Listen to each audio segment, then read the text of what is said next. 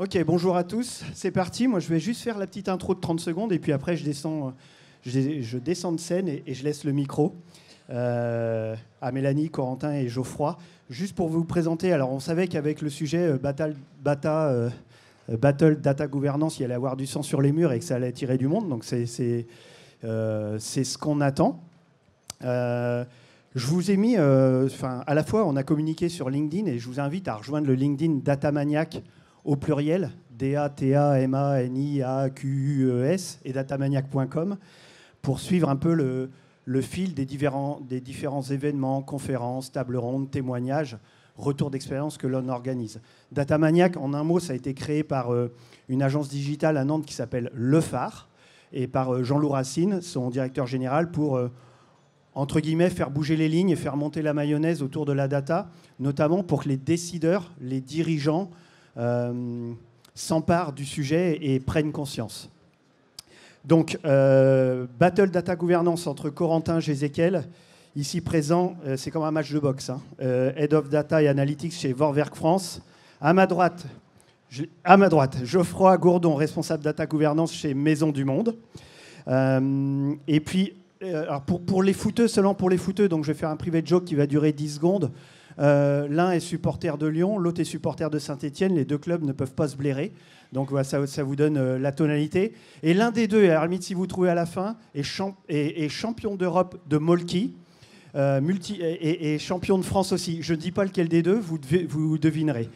Et alors, Mélanie va animer les débats. Juste pour info, Datamaniac, c'est une communauté. Moi, l'année dernière, j'ai interviewé Mélanie ici sur scène et à la sortie de scène, j'ai proposé à Mélanie qu'elle l'anime et qu'elle donne la parole cette année. Donc déjà, je la remercie et donc de me remplacer. Allez, bon match. Bonjour à tous, un grand merci. Franchement, je pense qu'on a beaucoup de chance de pouvoir échanger tous ensemble en toute indépendance. On n'est pas lié à l'éditeur, on est juste là en tant que passionnés. Donc merci aux Datamaniac de laisser la parole et de nous ouvrir les portes de deux belles maisons du retail de la région, Maison du Monde et Vorwerk. Donc dans un premier temps, pour s'échauffer un petit peu dans cette bataille, je pense qu'on a envie un peu plus de vous connaître. Donc je vais vous laisser vous présenter de façon succincte avant de remonter sur le ring. Donc Geoffroy, qui es-tu, que fais-tu ? Alors, je suis Geoffroy Gourdon, j'ai 42 ans, j'ai 2 enfants... non, pardon, je me suis un peu trompé, c'est pas le bon référentiel, ici, c'est pas le moment de dire ça. Donc moi, Geoffroy Gourdon, ça fait 18 ans que je suis dans le domaine de la data, pour plusieurs grands groupes. Chez Maison du Monde, ça fait depuis 10 ans que j'y suis, et plus principalement 5 ans au sein de la data. Exactement, depuis 2 ans, je suis responsable data gouvernance.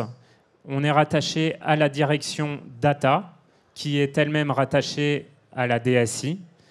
Et je n'ai pas de personne rattachée à proprement parler avec moi. Donc, on travaille vraiment en transverse. Mais du coup, ça veut dire que tu as une très bonne mission, que tu fais, que tu sais en parler. Donc, merci beaucoup d'être là pour nous ouvrir les portes de ces beaux points de vente. Et du coup, alors, Corentin ? Donc moi, c'est Corentin Gézéquel. Je suis ravi d'être parmi vous ce matin. Du coup, moi, ça fait à peu près 15 ans que je suis dans la data. Je suis un peu plus jeune que Geoffroy. Je ne sais pas si ça se voit. Du coup, ça fait 6 ans que je suis chez Vorwerk. Je suis responsable du service data. J'ai 7 personnes qui me sont rattachées désormais. J'ai construit le service data depuis le début. Et ma particularité, c'est que je suis rattaché chez Vorwerk, il y a 2 directeurs généraux. Je suis rattaché à un des 2 directeurs généraux et donc pas à une DSI. Super, bon, merci. Déjà, ça permet de bien situer un petit peu le début de la battle. C'est rigolo, à titre anecdotique, je voulais vous asseoir. Ils ont dit non, une battle, on va être debout et tout. Donc, je ne sais pas si les coups vont être envoyés ou pas. Mais en tout cas, on est parti sur un sujet clé. Parce que la gouvernance, on le sait, c'est les processus métiers, c'est les rôles et responsabilités, c'est les data catalogues, c'est pas forcément les choses les plus sexy à introduire dans une entreprise. Donc déjà, cette fonction, est-ce qu'on l'organise ou pas en tant que telle, comme une fonction ?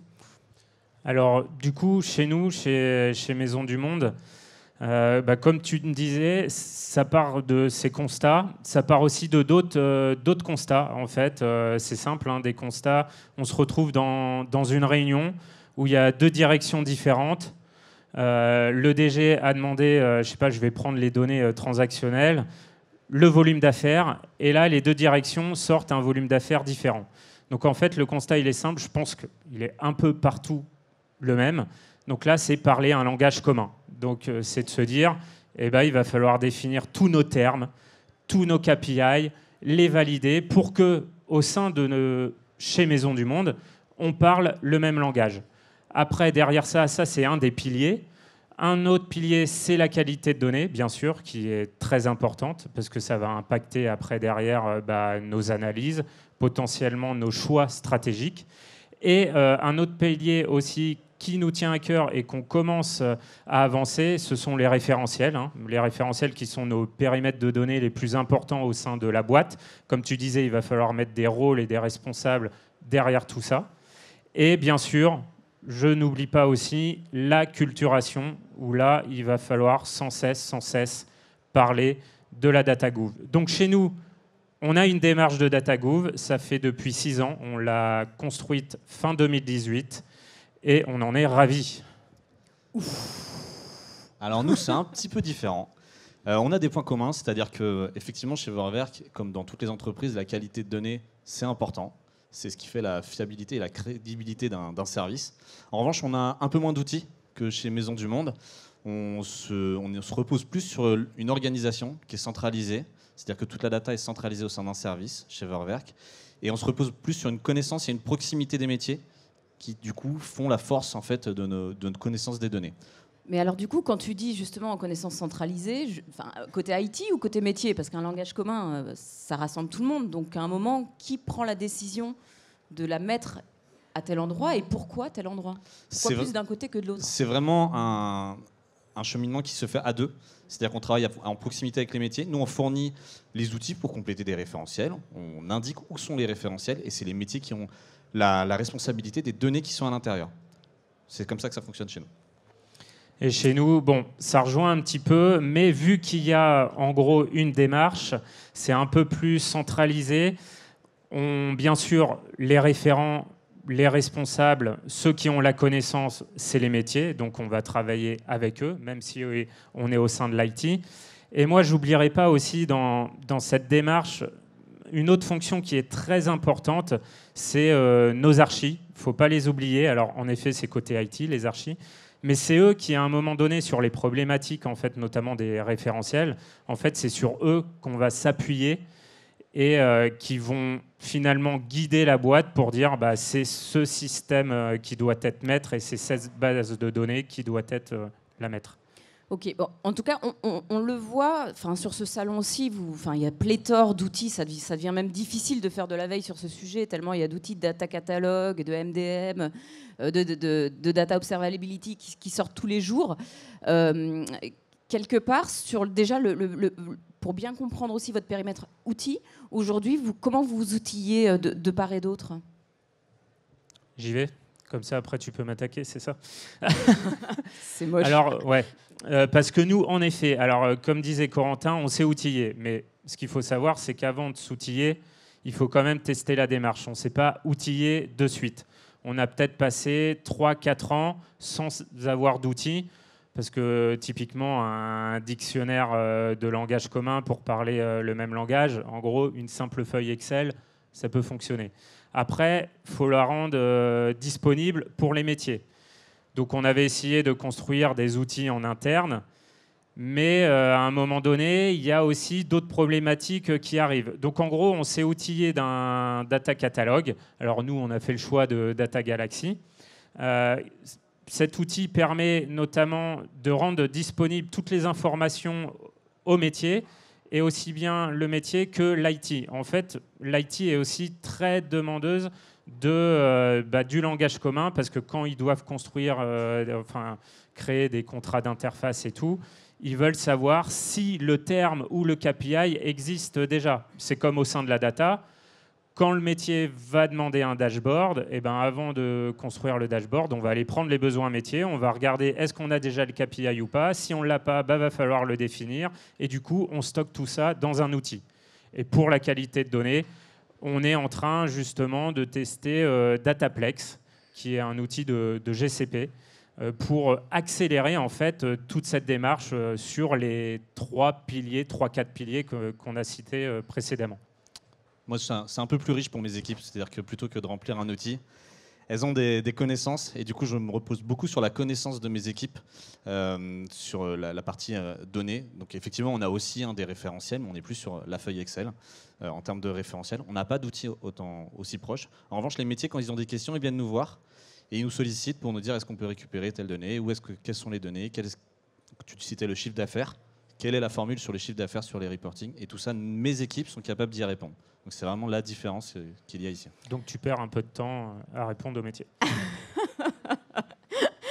Alors, je ne sais pas, il y a une partie d'ailleurs des équipes qui sont venues encourager. Hein, donc, on voit en tout cas qu'il y a quand même une donnée autour de la connaissance des processus métiers, des données de façon détaillée qui est claire, qu'on choisit quelque part d'orchestrer dans un outil ou de faire reposer sur des personnes.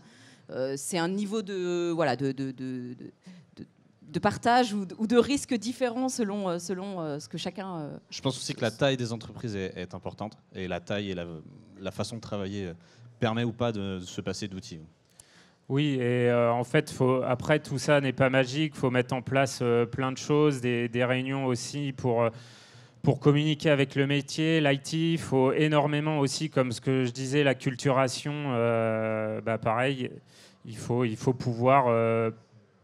justifier qu'on a des outils et que ces outils servent pour tout le monde au sein de la boîte. Alors, on va rentrer en détail sur le sujet de l'acculturation, mais déjà, peut-être même au niveau de votre attachement.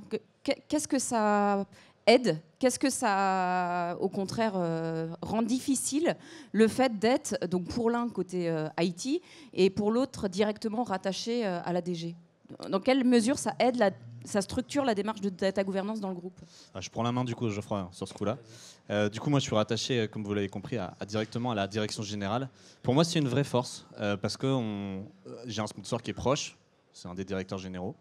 On a directement la possibilité de parler avec tous les métiers, on est transverse, et je considère que la data est déjà beaucoup moins technique qu'elle ne l'était il y a quelques années, et elle le sera encore de moins en moins. C'est quelque chose qui est de plus en plus métier. Aujourd'hui, l'objectif des data, c'est d'influer le métier, d'influencer le métier, et c'est pas forcément de répondre qu'à une problématique technique. Donc moi, c'est vraiment ma vision sur cette partie-là, rattachement. Donc tu vois la data comme avec un libre arbitre quelque part Totalement transverse, et totalement avec une place au niveau de la direction, comme peuvent l'avoir d'autres directions totalement transverses. Indépendamment quelque part des contraintes techniques et partenaires business. Exactement. Ok, au sein de la DG. De ton côté ? C'est vrai que pour nous, c'était un peu plus compliqué, on va dire, pour essayer de promouvoir cette démarche et d'avoir des sponsors et de justifier pourquoi il fallait cette démarche, pourquoi il fallait prendre tel ou tel outil. En gros, ça passe, comme tu le disais, soit par des sponsors COMEX, où là, on se dit, c'est bon, on a le feu vert. Même si parfois le COMEX, ils disent oui, faut absolument aller là-dessus, ça passe pas forcément, il n'y a pas forcément le budget. Du coup, on essaie de passer aussi par les projets. Les projets peuvent permettre aussi d'accélérer en fait cette démarche. Et là, ça marche plutôt pas mal. En fait, on passe même par les projets parce que du coup, autour d'un projet, il y a aussi bien les métiers que l'IT. Et bien sûr, on a énormément avancé vu que je suis rattaché à la data gouvernance à la data. On a énormément avancé principalement. Du coup, ça nous permet de tester aussi sur tout ce qui était autour de la data et IT. Mais on veut quand même servir le métier, quoi. Ouais. Du coup, c'est intéressant, Geoffroy, parce que tu nous dis quand même que vous avez structuré de la data gouvernance, vous ramenez des outils, donc ça veut dire des investissements. On sait que c'est difficile d'estimer le ROI d'un projet data, même si on sait aussi, il y a des études qui sont parues sur le sujet, 8% du chiffre d'affaires global de l'entreprise sur des coûts de non-qualité. Mick Levy disait tout à l'heure, si vous l'avez écouté, salle KPC, 30% du temps des collaborateurs dédiés à la non-qualité des données. Comment on arrive justement à aller quelque part trouver ces financements pour structurer une démarche de gouvernance? Comme tu dis, il faut montrer le ROI. Alors, il y a du ROI financier, il y a du ROI humain aussi, parce que c'est un gain de temps. En fait, dans les constats qu'on avait menés au début, c'était aussi essayer de centraliser la donnée, parce qu'à un moment donné, on s'apercevait que les métiers ou nos analystes passaient plus de temps à aller chercher la donnée, à la comprendre, d'où le langage commun aussi, que vraiment passer du temps sur leurs analyses en elles-mêmes. Donc ça permet de justifier le coût et le fait d'une démarche notamment. Et en fait, sur la qualité de données aussi, sur les coûts financiers, mais je pense que vous avez les mêmes problématiques. Toujours l'exemple de l'adresse email.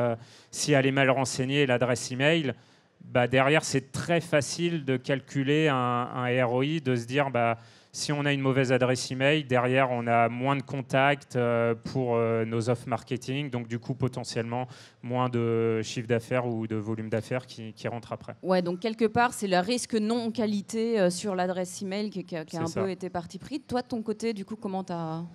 Alors moi, c'est un peu différent aussi sur la partie qualité de données, mais effectivement on a aussi un gros travail sur la qualité de données. On a énormément de contacts chez Vorwerk, on a les mêmes problématiques que ce que vous pouvez rencontrer. Nous on va plutôt travailler sur la partie acculturation, formation, où en gros on organise tous nos vendeurs, toutes les personnes du siège, et tout le monde est sensibilisé à la qualité de la donnée. Donc je pense que tu as aussi le fameux xxx@gmail.com qu'on recouvre régulièrement. Donc nous par exemple on explique renseigner correctement ces données en entrée, fameux garbage in, garbage out. Si on renseigne correctement ces données en entrée, on aura des meilleures données en sortie. Et que les données, c'est pas pour nous, pour se faire plaisir, c'est aussi pour le métier, pour le business. Et nous, on va vraiment travailler autour de ça. C'est-à-dire que des bonnes données, ça permet potentiellement demain d'avoir des meilleures campagnes marketing, d'avoir du meilleur phoning, d'avoir des meilleurs suivis, des meilleures analyses, enfin plein de choses derrière. Ok, bon, en tout cas, on voit que le fait d'embarquer effectivement tous les collaborateurs, parce que vous avez des modèles de distribution très, très différents, mais comment on fait justement en termes de démarche d'acculturation pour embarquer tous les vendeurs de maisons du monde d'un côté et tous les chargés de clientèle, peut-être, je sais pas, Vorwerk ou vendeurs également, qui plus est sur un modèle différent, parce que tu me disais en aparté juste avant la conf qu'ils ne sont pas salariés. Non, tout à fait. Donc nous, on a un modèle de vente un peu particulier, puisque chez Vorwerk, on a effectivement des salariés, mais on a aussi et principalement des vendeurs qui font ça sur un temps supplémentaire, mais qui ne sont pas des salariés. Donc on ne peut pas leur imposer certaines choses. En revanche, c'est pas pour ça qu'on ne peut pas tout de même acculturer les gens ou leur expliquer la démarche de renseigner correctement l'outil de prise de contact. C'est important pour tout le monde en fait. Donc ça c'est vraiment notre point. Nous on a effectivement un parcours de formation pour toutes les personnes, qu'on leur explique correctement comment renseigner l'outil, à quoi ça sert. On a également au siège des corners qui sont utilisés pour sensibiliser les personnes également à la qualité de données, ce qu'on fait, qu'est-ce que l'on peut en faire des données. Et puis on a également un point qui est très important, mais je pense que peut-être que tu auras la même chose chez Maisons du Monde. On a la notion de consentement dans les données. On explique en fait qu'une donnée client est aussi associée à un consentement. Et ça, c'est souvent lié à quoi ça sert, quelle va être l'utilité et qu'est-ce qu'on peut en faire ou pas. Et c'est une formation qui est obligatoire. Vous arrivez à mesurer l'efficacité comme ça d'année en année ? On mesure l'efficacité par exemple avec le taux de consentement. En gros, on explique à quoi ça sert et si nos taux de consentement augmentent, on explique on pense qu'ils ont compris à quoi ça sert de récupérer des données correctes. Donc oui, on peut le mesurer et on le mesure régulièrement. Ouais, c'est pas forcément simple parce qu'en plus, étant pas salarié, quelque part, on peut pas inscrire ça dans les objectifs des personnes et tout. Tout à fait. Alors chez Maison du Monde, comment ça se passe ? Ouais, chez Maison du Monde, alors là, c'était très orienté client, vendeur. Il faut quand même penser vraiment toute la boîte, toute la chaîne, parce qu'il y a d'autres métiers.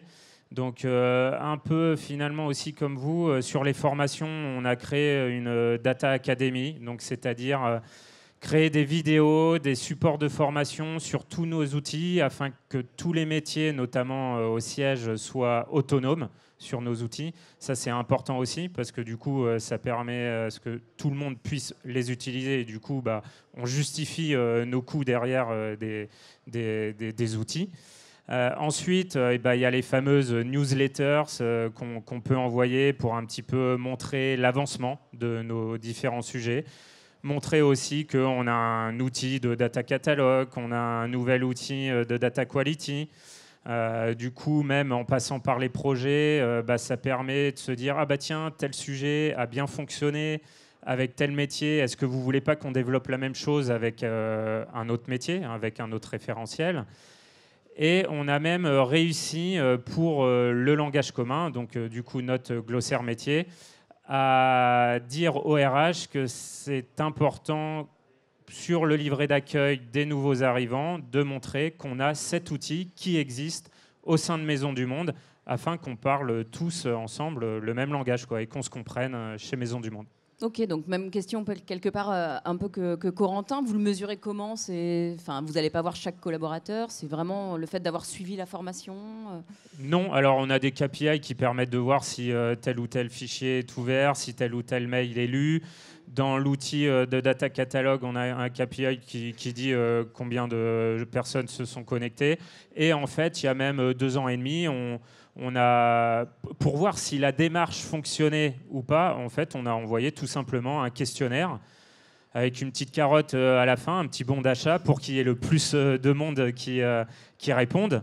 Et comme ça nous a permis même d'auto-apprendre sur cette démarche et de voir ce qui fonctionnait ou ce qui ne fonctionnait pas en fait, au sein de Maisons du Monde. Ok, bon, super intéressant en tout cas vos démarches d'acculturation. Effectivement, la data, c'est l'affaire de tous. Je crois qu'on le redira jamais assez. On a parlé des outils, on a parlé de l'organisation, on a parlé de l'acculturation. Moi, j'aimerais bien qu'on ouvre un peu nos chakras et sur peut-être le 3e round, que nous fassiez part un peu de vos perspectives pour l'année prochaine. Parce que la gouvernance, effectivement, c'est un peu âpre, etc. Mais ça sert des usages. Donc, je ne sais pas si vous avez vu passer un post de Robin Conquet, qui est un influenceur de la data, qui fait des podcasts, etc. Il est peut-être dans la salle d'ailleurs. S'il est là, je l'invite à se présenter, à venir. Ou à prendre un café d'ailleurs, ou un thé. J'ai vu que c'était plus thé cette année. En tout cas, il parlait de ces 10 plus grands enjeux autour de la data: moderniser la stack, fidéliser ses collaborateurs, déployer l'IA-Gen, etc. Il y a des beaux usages. Maisons du Monde d'ailleurs a fait je ne sais pas si vous l'avez vu, mais une session juste avant nous sur l'IA-Gen. Donc, qu'est-ce qui est prévu pour l'année prochaine ? Du coup, je vais commencer, comme ça tu pourras copier sur moi. Donc dans les 3 principaux, nous chez Verwerk, il y en a énormément parce qu'avec les data, on peut faire plein de choses. Le premier, c'est un peu comme beaucoup de monde et le salon, il y a énormément de conférences autour de ça. C'est sur l'IA générative. On utilise de l'IA aujourd'hui. Tout le monde utilise de l'IA traditionnelle, mais peu d'IA générative. Donc on a un sujet. La direction nous demande aussi de comment est-ce qu'on pourrait exploiter l'IA générative, que ce soit pour la création de supports, que ce soit pour la création de contenu automatisé, etc. Donc ça, c'est un des premiers gros sujets chez Verwerk. En deuxième, on pourrait dire la notion de prédiction. On prédit aujourd'hui un peu nos ventes, mais on peut s'améliorer, peut-être avec de l'IA aussi derrière, mais on peut sûrement s'améliorer en termes de prédiction des ventes, du nombre d'appels au service client, ou même potentiellement du nombre d'appareils à réparer. Ce sont vraiment des sujets phares chez nous, ce qui vont nous permettre... Quoi ? Le Verwerk tombe en panne ?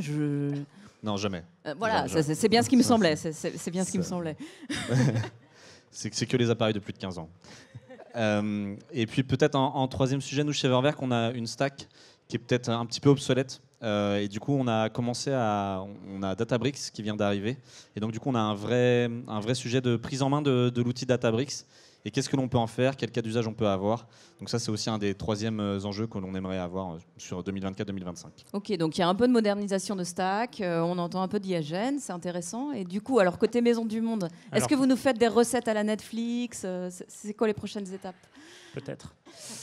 Peut-être, on verra, mais peut-être. On ne sait pas trop, on peut pas, mais on verra. Mais oui, sur l'IA... Bon, Verwerk, vous disiez, vous commenciez. Nous, du coup, on est déjà dans le dur. On a déjà proposé plein de choses. Merci, c'était un peu facile, là, ce petit coup. Du coup, comme vous avez, j'espère, pu voir à 9h30, il y a eu une présentation de Maisons du Monde qui a montré déjà que la plupart de nos fiches sur notre site internet étaient écrites grâce à de l'IA Gen. Donc après, je vous laisse aller revoir le replay pour tout comprendre derrière. Donc l'IA, c'est bien sûr un enjeu, tout le monde y va.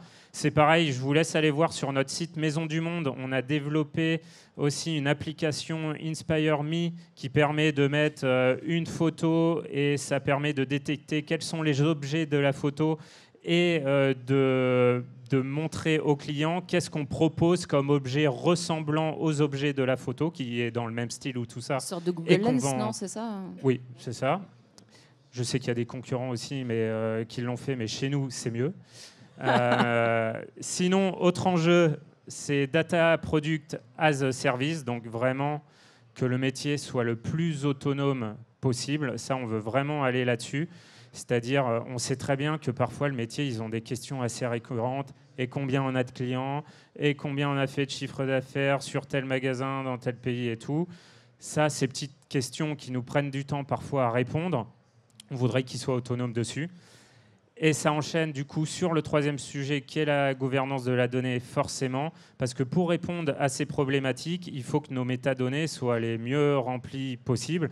Parce qu'en fait, c'est pas magique. Hein. Quand le métier il va demander donne-moi le chiffre d'affaires pour le magasin de Lyon, hop, je vous donne un indice pour qui je suis, de Lyon, si on ne sait pas que c'est telle colonne et que c'est tel indicateur qui permet de calculer le chiffre d'affaires, derrière, ça ne sortira pas le chiffre. Hein. Donc voilà, derrière de l'IA, derrière du Data Product as Service, il y a de la gouvernance de données. Oui, quelque chose me dit que le chiffre d'affaires est sans doute par là qu'ils ont commencé à s'intéresser, donc que pour les sensibiliser aussi sur d'autres notions, peut-être un peu moins business. Notions clients aussi. Les notions clients sont très demandées. En fait, les métiers clients sont très demandeurs de ce self-service. Ok, merci beaucoup. Je ne sais pas pour vous, mais moi j'ai senti que la tension montait. Hein. Il y a quand même eu des petites piques, tout ça. Donc je vous propose le coup final. J'espère que tout va bien se passer entre vous. Hein, je crois que Geoffroy a amené Corentin. J'espère qu'il va le ramener en fin de journée. Du coup, alors Geoffroy, tu voudrais pas du job de Corentin? Pourquoi? Parce qu'il n'y a pas Dis pas par son équipe parce qu'ils sont 10. Hein. Ouais, j'ai bien vu. En fait, j'ai bien vu qu'à la sortie, j'étais attendu là, par l'équipe de Corentin, donc je vais y aller mollo. Non, parce que en fait, pour moi, la démarche DataGouv, qu'il n'y a pas a priori, même si vous avancez certains sujets, nous, en fait, elle est vraiment reconnue chez Maisons du Monde, et il y en a une. Au moins, elle a le lieu d'exister, elle avance comme elle peut, parce que ça peut être le quotidien de tout le monde, et puis il faut vraiment faire prendre et montrer à tout le monde l'importance de cette démarche. On en a une, ça permet d'avancer les différents piliers, d'avoir des liens même entre les différents métiers, entre l'IT, ça permet aussi de créer du lien. Donc pour ça, moi je reste chez Maisons du Monde. Ok, est-ce qu'il y a une AMOA chez Maisons du Monde pour créer ce lien justement ou pas? Oui, en fait avec les... après, il y a les product owners, les chefs de projet, voilà, et c'est des relais. Ils sont au courant de cette démarche. Ils viennent me voir pour un petit peu, après, définir des process, des rôles, des responsabilités.